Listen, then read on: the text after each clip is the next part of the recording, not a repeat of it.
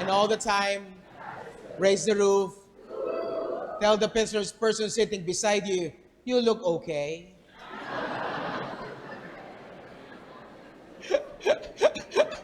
Why are you laughing? Can we have the next screen, please? Church, today I want to talk about that in your challenging times, you are not alone. In your challenging times, you are not alone. Come, Holy Spirit. Can we say that together? In your challenging times, you are not alone. Come, Holy Spirit. How many of you have a challenge that you had this week? Raise up your hand. Okay, very good. How many of you had several challenges this week? Raise up both of your hands. How come some of you are looking at the person beside you? Huh? I noticed too that the children are also raising your hand. Really? Is that your parents? Yes. Church, I mentioned that because all of us have challenges in our lives. Some of them are small, some of them are very big. You know, the gospel of today is part of the Last Supper discourse, the night before Jesus was killed. And he knew very well that there will be huge challenges ahead of his friends. So much so that Judas already left, and in the next 24 hours, they will be running for their lives. You know, what a great challenge that is. One of the great themes of Christianity, or one of the great themes of the good news that is the gospel, is that you are not alone. I am not alone. Can we say that together? I am not alone. You will notice that when you are down and troubled, when you are in the midst of your struggles of life, especially if that struggle is medical. Sometimes, medical depression or medical trauma, the temptation that we always hear from the enemy is this: you are alone. You are alone. So sometimes, and this is almost always for those in medical depression, we won't share our struggles with the people that we love.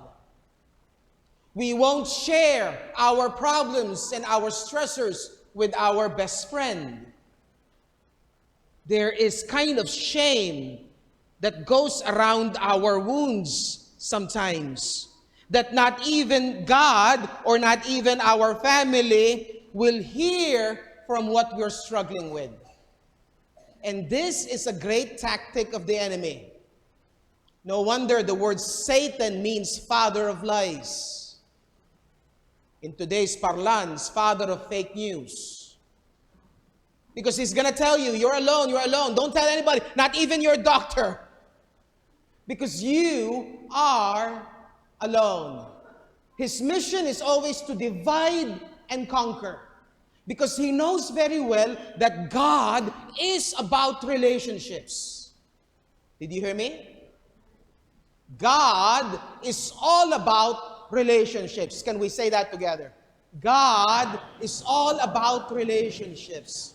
That is why the greatest antidote to any problem that we have is this. It's this. It's this. It's the people that's surrounding you. And when we keep ourselves like this, oh my gosh, the darkness that covers us.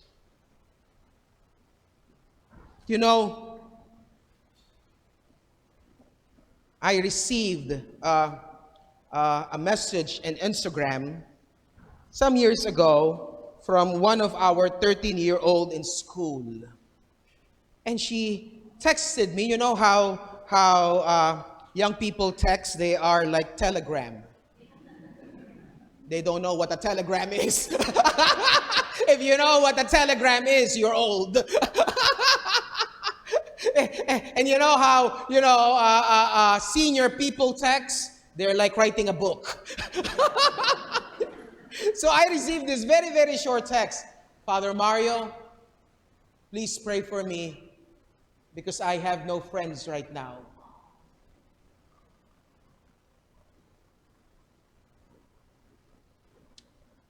You know, for a 13-year-old,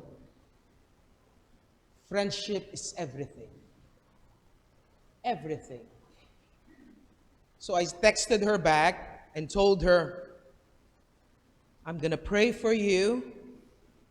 Remember, you are not alone.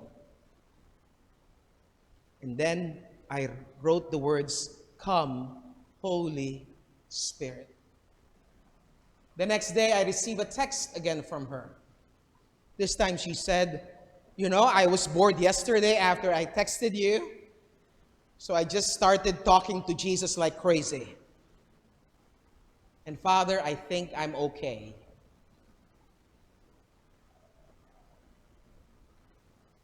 Relationships. In your challenging times, you are not alone. Our Western world, our Western thinking tells us that you got to be independent. And sometimes when we mention the word independence, it means that I don't need anybody.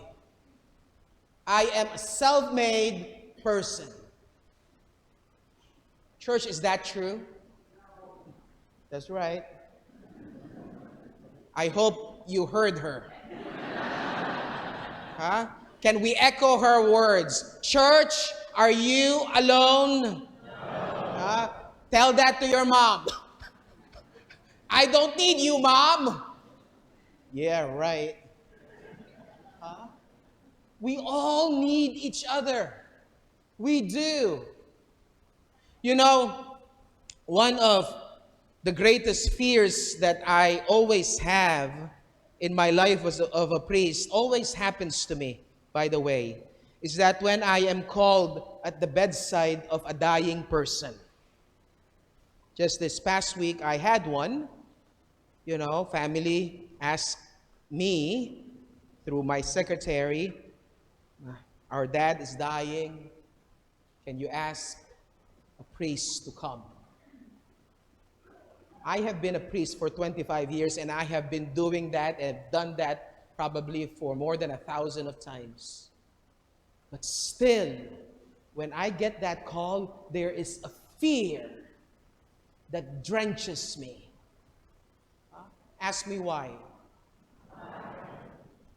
How come only you guys are saying why? These people, are you guys awake? Ask me why. Because of the fear of the unknown. Unknown. What house is this? What family am I going to see?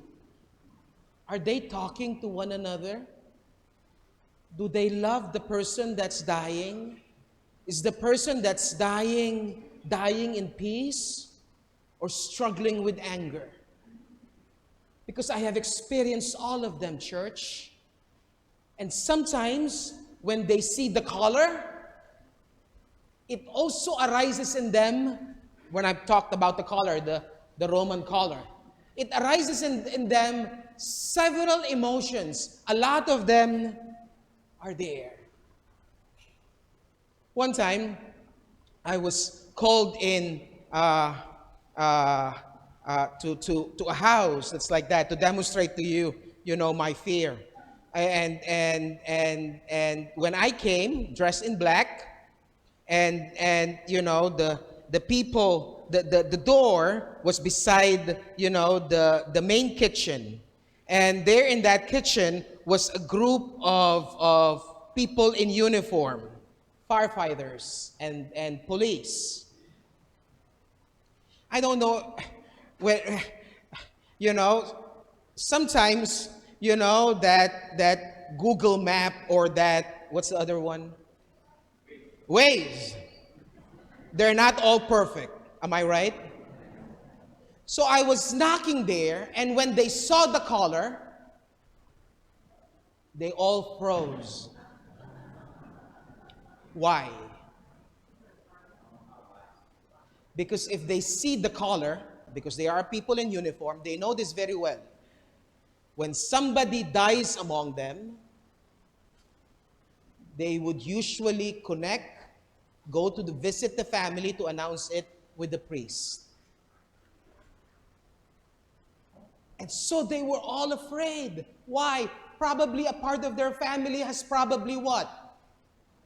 Died.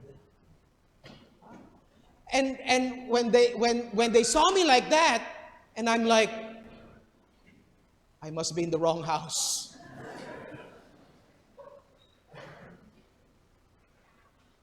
So one of the women opened the door for me, and I asked, is this the house of... And they said, oh, Father, it's the other house. And she went like this. Woo! See the fear that I have? And when I start driving to any place in which I'm going to be at the deathbed of the person, one of the great things that I say is not a lot of words when I'm driving praying.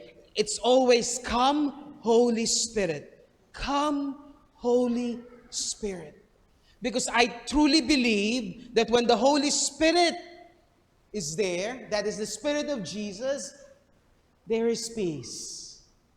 Because that's the promise of the gospel today. There is peace. So as I'm driving, come Holy Spirit, as I ring the doorbell to that house here in our city, I say, come Holy Spirit within my soul. When they open the door, I say, come Holy Spirit. When I met the family, I tell myself, come Holy Spirit. When they led me to the living room where the hospital bed was located, come Holy Spirit. When I introduced myself to this old man trying to breathe heavily,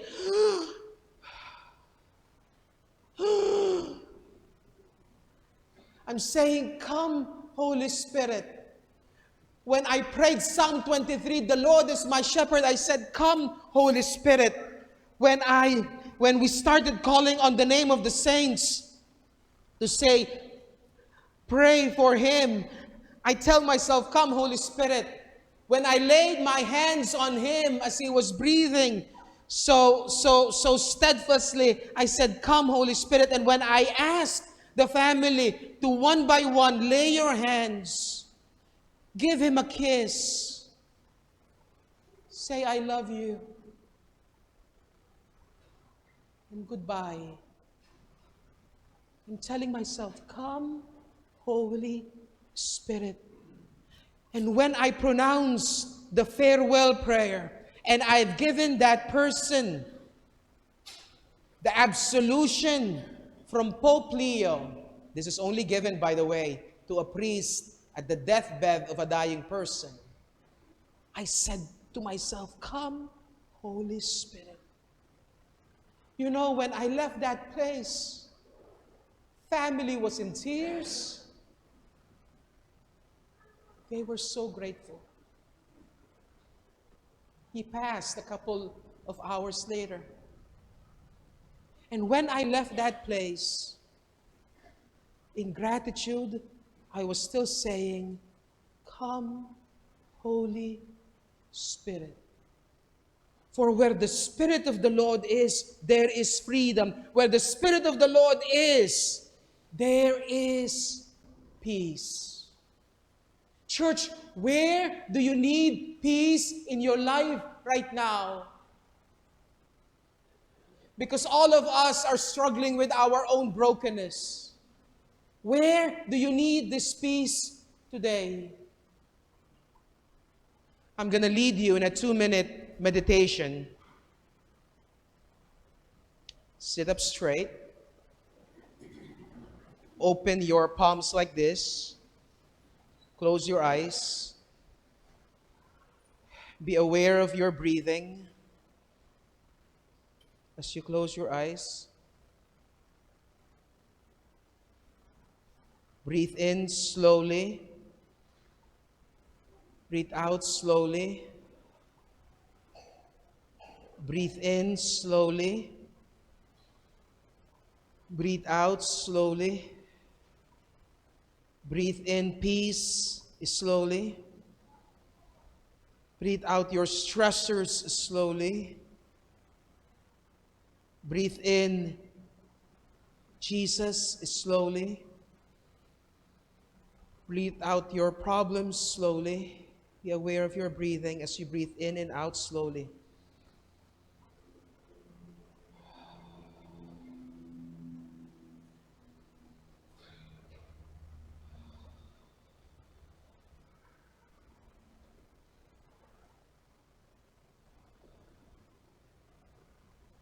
Say, "Come, Holy Spirit," slowly. Come, Holy Spirit. In, out, in, out. Say, "Come, Holy Spirit." Come, Holy Spirit. In. Say, "Come, Holy Spirit." Holy Spirit. In, out, in, out. Say, "Come, Holy Spirit." In, out, in, out.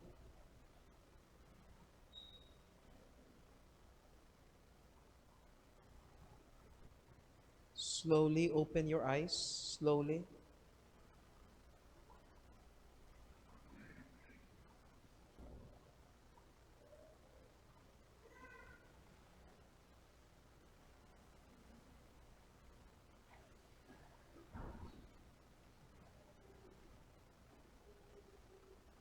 Church, how did that feel? How did that feel?